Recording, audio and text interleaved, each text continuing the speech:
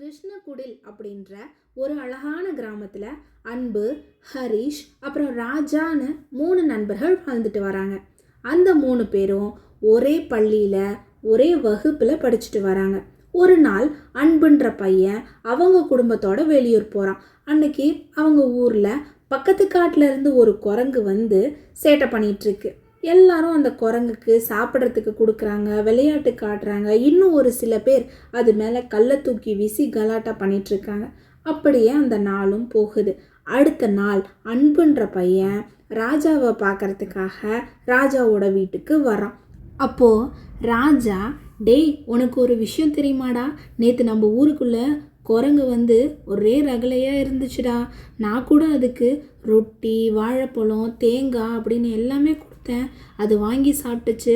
ரொம்ப நல்லா இருந்துச்சுடா நேற்று. நீயும் இருந்திருந்தா இன்னும் நல்லா இருந்திருக்கும்ல அப்படின்னு சொல்கிறான். அந்த நேரம் அந்த இடத்துக்கு ஹரிஷ்ன்ற இன்னொரு பையன் வரான். என்னடா குரங்கு கதை ஓடும் போலையே அப்படின்னு சொல்கிறான். ஆமாண்டா அப்படின்னு ராஜா சொல்ல, அடையாண்டா அது சரியான திமிரு பிடிச்ச குரங்கு போல. நான் தேங்காய் கொடுத்தேன், அது சாப்பிடாம தூக்கி என் மேலே போட்டுருச்சுடா அப்படின்னு சொல்கிறான். அப்போது ராஜா ஹரிஷ்கிட்ட, டேய் நீ அது மேலே கல்லை தூக்கி போட்ட, நெருப்பை காட்டி மிரட்டின, பசங்க கூட சேர்ந்துட்டு குரங்க வெறுப்பேற்றின, அப்புறம் அதை எப்படிடா வாங்கி சாப்பிடும் அப்படின்னு சொன்னானாம். அப்போ தான் ஹரிஷ்க்கு அவன் பண்ண தப்பு தெரிய வருது.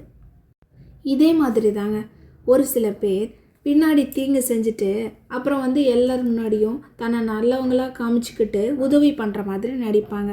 அதில் எந்த ஒரு பிரயோஜனமுமே இல்லை. அப்படி ஒரு உதவி யாருக்கும் தேவையும் படாது.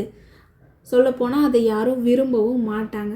அதனால் முடிஞ்ச வரைக்கும் யாரையும் கஷ்டப்படுத்தாமல் வாழ கற்றுக்கணும்.